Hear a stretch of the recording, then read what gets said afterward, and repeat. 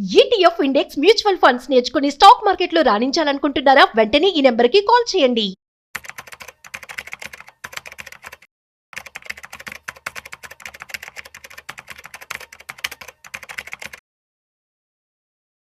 కేవలం 10 రూపాయల లోపల ఉన్నటువంటి పెన్నీ స్టాక్స్ గురించి వల్ల మనం తెలుసుకోబోతున్నాం. అయితే పెన్నీ స్టాక్స్ గురించి పూర్తిగా మనతో వివరించడానికి ఫైనాన్షియల్ ఎక్స్పర్ట్ గిరిబాబు గారు ఉన్నారు. So let's start. So hi sir, నమస్తే.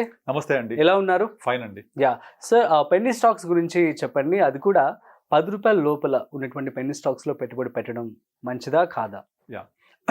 ఇప్పుడు మీరు ఈ వీడియోకి పెట్టిన thumbnail చూసి 10 రూపాయల స్టాక్స్ అనగానే నేను ఏదో రికమెండ్ చేస్తానని, ఇంకా ఈ 10 రూపాయల పెన్నీ స్టాక్స్ చెప్పగానే కొనుక్కోగానే అది 100 రూపాయలు అయిపోతాయి, కరోడ్పతి అయిపోవచ్చు అని చెప్పేసి ఎవరైనా చూస్తే వాళ్ళకి ఒక నిరాశ ఎదురవుతుంది. ఎందుకంటే అలాంటి పెన్నీ స్టాక్స్ రికమెండ్ చెయ్యను, చేయలేను, అలాంటివి ఉండవు కూడా. ఫస్ట్ ఆఫ్ ఆల్ ఒకటి చెప్పండి, ఏదైనా ఒక ల్యాండ్ తీసుకోండి, వాల్యూ పెరిగింది, ఒక ధర సమ్ XYZ ప్రైస్ ఉంది, అది ఫ్యూచర్ లో చాలా పెరిగింది అంటే అక్కడ వాల్యూ ఉన్నట్టే కదా.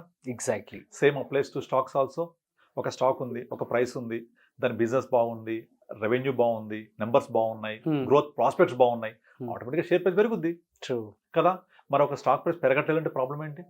బిజినెస్ బాగాలేదు, నెంబర్స్ బాగాలేవు, ప్రాఫిటబిలిటీ లేదు, ప్రమోటర్ స్టెక్ తక్కువ ఉంది, డెట్ ఎక్కువ ఉంది, ఫ్యూచర్ అంత ప్రాస్పెక్ట్ గా లేదు, ప్రాస్పరస్ గా లేదు. సో ఆటోమేటిక్గా స్టాక్ ప్రైస్ తగ్గుద్ది.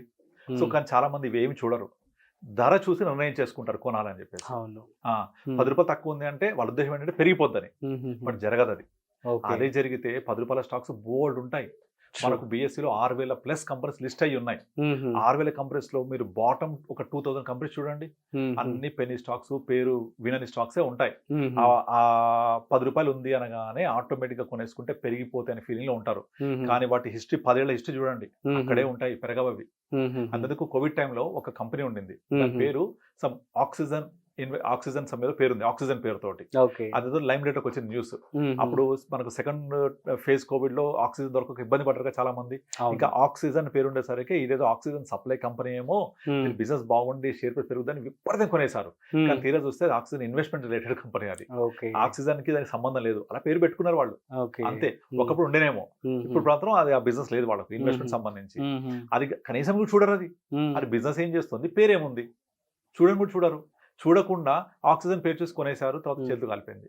అట్లా తర్వాత US లో ఏదో కంపెనీ వాట్సాప్ కి కాంపిటీటర్ ఏదో వచ్చిందని చెప్పేసి సంథింగ్ ఏదో న్యూస్ వచ్చింది, దాని రిలేటెడ్ ఏదో సిమిలర్ పేరు ఏదో ఉంది మన కంపెనీస్ లో, కొనేసారు విపరీతంగా.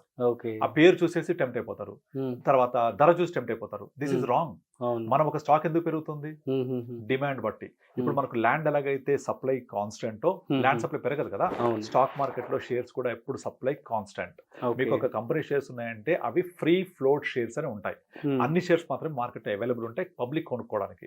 ఫర్ ఎగ్జాంపుల్ ఇప్పుడు రిలయన్స్ ఇండస్ట్రీస్ గ్రూప్ తీసుకోండి, అందులో ముఖేష్ అంబానీ ఫ్యామిలీ గ్రూప్, తర్వాత లాక్-ఇన్ షేర్స్, ప్రమోటర్ షేర్స్ అన్ని పోయిన తర్వాత మనం మార్కెట్లో కొనుక్కోవడానికి అవైలబుల్ షేర్స్ ఏవైతే కొన్ని ఉంటాయో అవి ఉంటాయో ఆ నెంబర్ మాత్రమే మనం కొనుక్కోవడానికి స్కోప్ ఉంటుంది.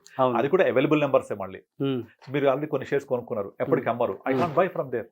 కనుక ఫ్రీ ఫ్లోట్ అవైలబుల్ షేర్సే అవైలబుల్ ఉంటాయి తప్ప నెంబర్ పెరగదు ఎట్టి పరిస్థితుల్లో. కనుక మనకు సప్లై కాన్స్టెంటా, డిమాండ్ ఎక్కువ ఉంటే ప్రైస్ ఏమైంది, పెరుగుతూ ఉంటుంది. ఇప్పుడు మార్కెట్ లో టమాటాలు విపరీతంగా వచ్చేసాయి, అప్పుడు ధర ఏమవుతుంది, పడిపోద్ది కదా, ₹1 వచ్చేస్తుంది. టమాటా దొరకట్లేదు, కిలో ఎంత అప్పుడు 100 రూపాయలు అయిపోతుంది. సేమ్ ఉల్లిపాయలు అంతే. ఇక్కడ supply is determining the price కదా. ఆ సప్లై ఎక్కువ ఉంటే పెరగడం, సప్లై తక్కువ ఉంటే తగ్గడం, అంతే. డిమాండ్ కాదు, సప్లై. వేరే స్టాక్ మార్కెట్ లో supply is constant, demand determine చేస్తారు అక్కడ. డిమాండ్ అంటే ఇప్పుడు Reliance industries shares for example చెప్తున్నాను, కొన్ని షేర్స్ ఉంటాయి, సప్లై ఇస్ కాన్స్టెంట్. ఎక్కువ మంది నాకు కావాలని డిమాండ్ తోటి కొనుక్కుంటూ ఉంటే ఆటోమేటిక్ గా ప్రైస్ పెరుగుద్ది. ఇప్పుడు పెన్నీ స్టాక్స్ వచ్చేస్తే పెన్నీ స్టాక్స్ సప్లై కూడా కాన్స్టెంటే, దాని ప్రైస్ ఎప్పుడు పెరుగుద్ది, డిమాండ్ ఎక్కువ ఉంటే. ఎప్పుడు డిమాండ్ వస్తుంది, ఆ కంపెనీ పర్ఫార్మెన్స్ బాగుంటే. అదుందా తెలియదు అసలు, అవి చూడరు అసలు. కనీసం ధర ఉంటే 10 రూపాయలు కొనేసుకోవాలి, ఇగో ఇలాంటి అడుగుతుంటారు నన్ను కూడా. చిన్న చెప్పండి అంటే ఎక్కువ వస్తాయిగా, ఎక్కువ వస్తే డబ్బులు ఎక్కువ వస్తాయని, డబ్బులు పోతాయి అక్కడ. అర్థమైందా? ఫర్ ఎగ్జాంపుల్ ఇప్పుడు బజాజ్ ఫిన్సర్వ్, బజాజ్ ఫినాన్స్, తర్వాత ఎయిర్టెల్, ఇలాంటి పెద్ద పెద్ద కంపెనీస్ ఒకనొక టైంలో ₹20, ₹30 ప్రైస్ ఉన్నాయి. ఇవన్నీ 2008 కి ముందు బజాజ్ ఫినాన్స్, బజాజ్ ఫిన్సర్ ఈ కంపెనీలు less than ₹30-40 rupees, Airtel around ₹30-40. అవన్నీ మల్టీ బ్యాగర్స్ ఇప్పుడు. సో ధర పెరగగానే కొనరు, ఎందుకంటే పెరిగిపోయిందని చెప్పేసి. కనుక నేను అందరికి చెప్పేది ఏంటంటే తక్కువలో ఉన్నప్పుడే తీసుకోవడం బెటర్. అంటే తక్కువ ఉన్నప్పుడు ప్రైస్ గురించి కాదు, మళ్ళీ ఆఫ్ కోర్స్ వాల్యూ పెరగడానికి స్కోప్ ఉందా, దాని బిజినెస్ ఎలా ఉంది, దాని ప్రాస్పెక్ట్స్ ఎలా ఉన్నాయి, ప్రమోటర్ స్టేక్ ఎంత ఉంది, నెంబర్స్ ఎలా వాళ్ళు డిరైవ్ చేస్తున్నారు, నెంబర్స్ ఎలా వస్తున్నాయి, ఫ్యూచర్ గైడెన్స్ ఎలా ఉంది, ఆ బిజినెస్ కి ఒక ఫ్యూచర్ ఏముంది, ఇవన్నీ మనం ఆలోచించుకొని మనము ఒక స్టాక్ కొనుక్కోవాలి తప్ప ప్రైస్ ఒకటే డిటర్మిన్ చేయొద్దు.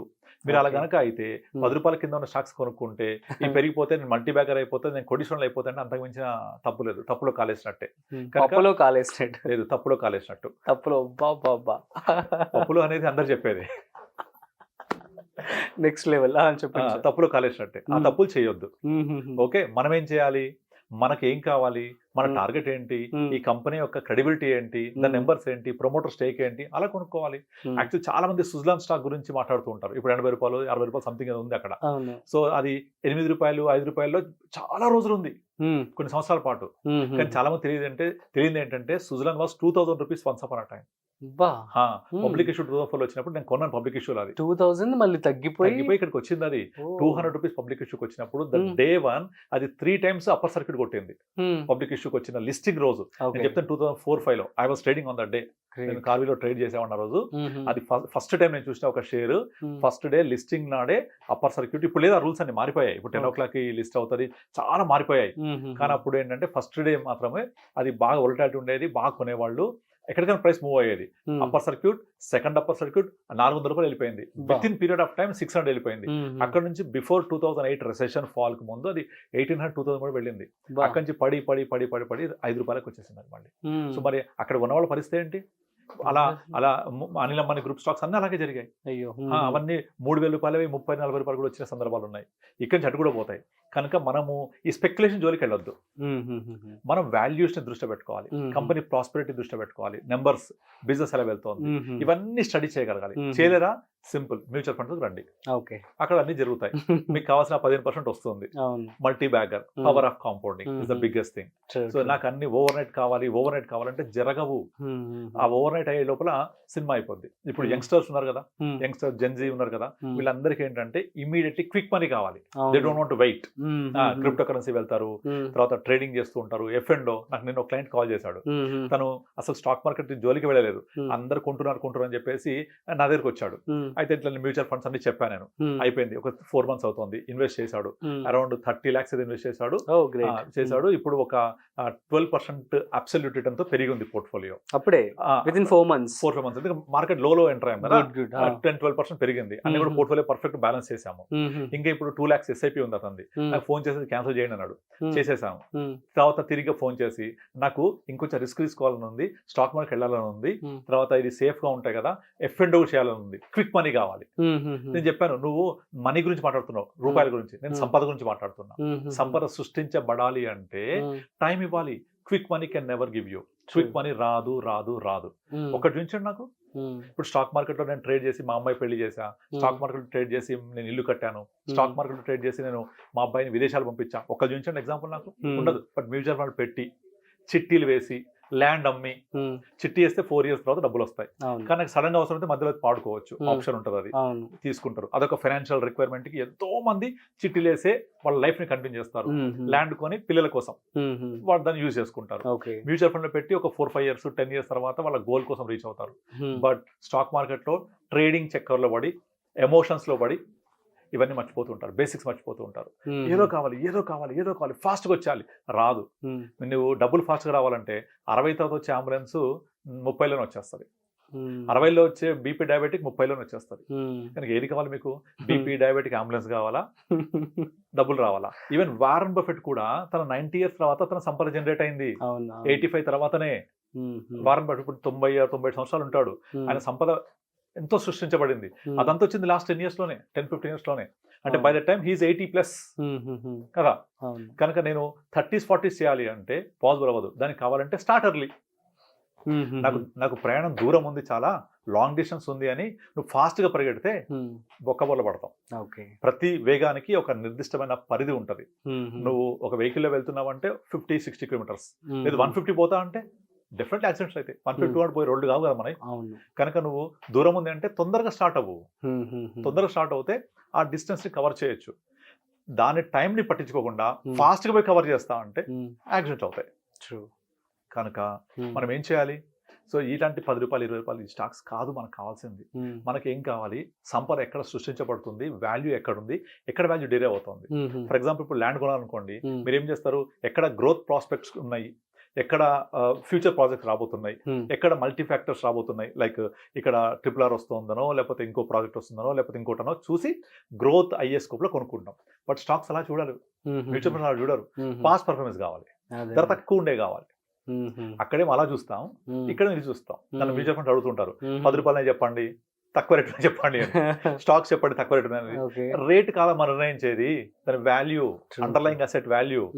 సో మనం చేయాల్సింది వాల్యూ అన్లాక్ అయ్యేది. ఇప్పుడు మ్యూచువల్ ఫండ్స్ ఉన్నాయి, ఈ డైరెక్ట్ లో కొనుక్కోవడానికి ఏం చేస్తారు తెలుసా? వాళ్ళు ఓన్లీ పాస్ట్ పర్ఫార్మెన్స్ తప్ప ఇంకోటి చూడరు. ఇగో ఈ ఫండ్ 5 ఏళ్ళు ఎంత ఇచ్చింది, 10 ఏళ్ళు ఎంత ఇచ్చింది, 3 ఏళ్ళు ఎంత ఇచ్చింది చూస్తారు, పాస్ట్ పర్ఫార్మెన్స్. ఇక్కడేమో పాస్ట్ పర్ఫార్మెన్స్ కావాలి. అదే ల్యాండ్ కొనాలంటేనేమో ఫ్యూచర్ గ్రోత్ చూస్తాం. అక్కడ ఎందుకు చూడం? మరి బాగా పెరిగిపోయింది గచ్చిపోలి, అక్కడ కొనమండి, కొనరు. బంజారాస్ లో బాగా పెరిగిపోయింది రేటు, 20 ఏళ్లలో 25 ఏళ్లలో, కొనరు. మన అఫోర్డబుల్ లేదు కదా, ధర ఎక్కువైంది కదా. కానీ పెరుగుద్ది కదా, పెరిగింది కదా అది. మరి అక్కడ ల్యాండ్ కొనేప్పుడేమో ఫ్యూచర్ గ్రోత్ చూస్తావు. ఆ లాజిక్ అప్లై చేయరు మ్యూచువల్ ఫండ్ కొనేటప్పుడు. మ్యూచువల్ ఫండ్స్ ఏమో పాస్ట్ పర్ఫార్మెన్స్ కావాలి. ఫలానా ఫండ్ 5 ఏళ్ళు ఎంత పెరిగింది, 10 ఏళ్ళు ఎంత పెరిగింది చూస్తుంటారు. అది పెరిగింది, మనకు పెరగబోయేది కావాలి, అది చూడాలి. ఎలా తెలుస్తుంది? అండర్లైంగ్ అసెట్, దానిలో స్టాక్స్ ఏమున్నాయి, ఫ్యూచర్ వాల్యూ ఏముంది, ఎట్లా పెరుగుతాయి స్టాక్స్, ఇప్పుడు మార్కెట్ ఎలా మూవ్ అవుతుంది, ఇప్పుడు ఎక్కడున్నాం మన మార్కెట్ లో, నెక్స్ట్ పెరగబోయే సెగ్మెంట్ ఏది, దాని ప్రకారంగా చూసుకోవాలి. ఓకే. అంతేగాని 10 రూపాయలు 20 రూపాయలతోటి మీరు ఎప్పటికీ కరోడ్పతి కాలేరు. ఓకే, అర్థమైందా? Yeah, super sir, thank you so much. So guys, clarity వచ్చింది కదా. సో పెన్నీ స్టాక్స్ 10 రూపాయల లోపు ఉన్నటువంటి వాటిలో ఏది బెస్ట్ అని చెప్పి అడిగితే చాలా చక్కటి సమాధానం ఇవ్వడం జరిగింది. సో డబ్బు కాదు, సో అది ఫ్యూచర్లో దానికి గ్రోత్ ఎలా ఉంటుంది ఏంటి, అది స్టడీ చేసి మాత్రం మీరు పెట్టుబడి పెట్టుకోండి అని చెప్పడం జరుగుతుంది. That's it. సో మరొక ఇంట్రెస్టింగ్ కాంటెంట్తో మళ్ళీ కలుద్దాం. అంతవరకు చూస్తూనే ఉండండి సుమన్ టీవీ.